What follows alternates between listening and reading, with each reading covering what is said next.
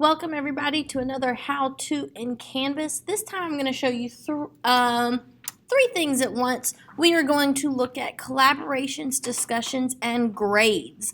So you will notice I'm already in a class and I'm actually in the module view. That is how I set up my home page. If you want to change your home page, there is another way to change your home page. But for right now, let's go to collaborations. So collaborations is a great way to get students interacting, whether you have a Google Classroom or your students have access to O365. The first thing you do is you start a new collaboration and you select which one. I'm going to choose O365 because that is what I am connected with. And let's say I want a PowerPoint, and I want on this PowerPoint for the people in this course to do a coaching example.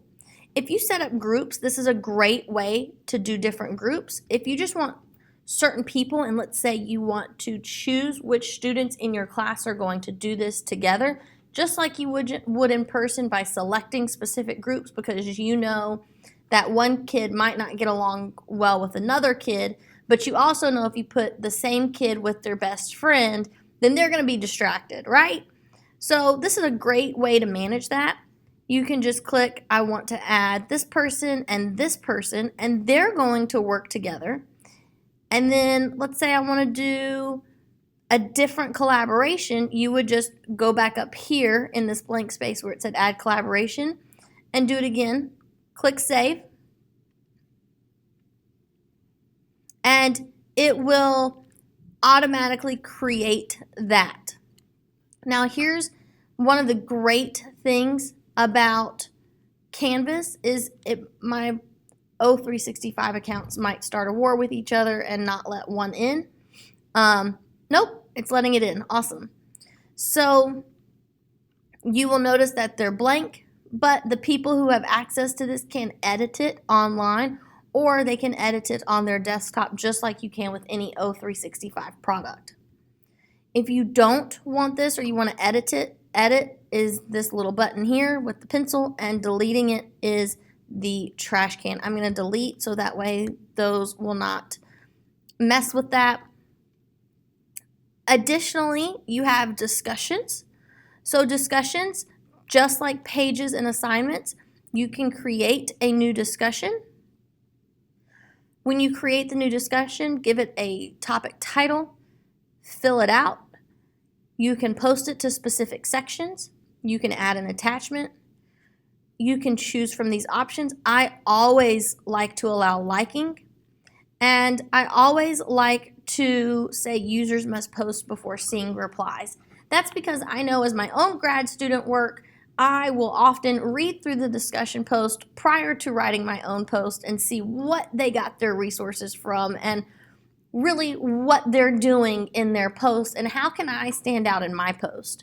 So sometimes I like to make it a challenge, but sometimes I want people to see what other people have read first, because you might get stumped on a question, and that happens for kids too. So think about that. Think about the threaded replies. Threaded replies allow them to nest under each other. And then you can choose if you want to make it a group discussion or not. You can also, so if you do new group, you can add, one of the nice things about this is you can click this button and it'll automatically split students into a specific amount of groups. So this is kind of like breakout rooms, but with discussions and discussions only. If you are somebody that likes further online classroom management, you can also automatically assign a student a group leader. So it could be the first student or it could be set at random. That's completely up to you, but it's fantastic to watch the collaboration happen. Available from until you click save. Oh, let me go back in and cancel that for right now just so I can save. Click save and boom, you have a new discussion. Remember, like the assignments, modules, and pages, you have to publish this. So make sure it's published. It's not published. There you go. You don't like it anymore. Click delete.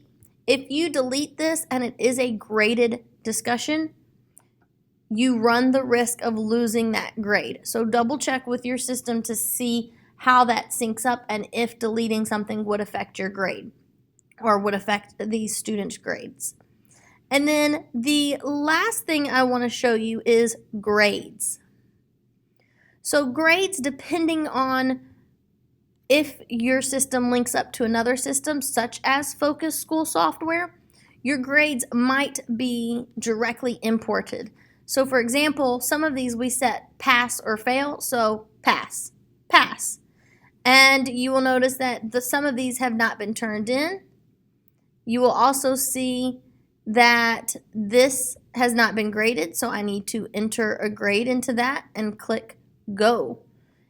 If I do this, it tells me exactly what's going on. This is part of SpeedGrader. I can leave comments, late, missing, excused.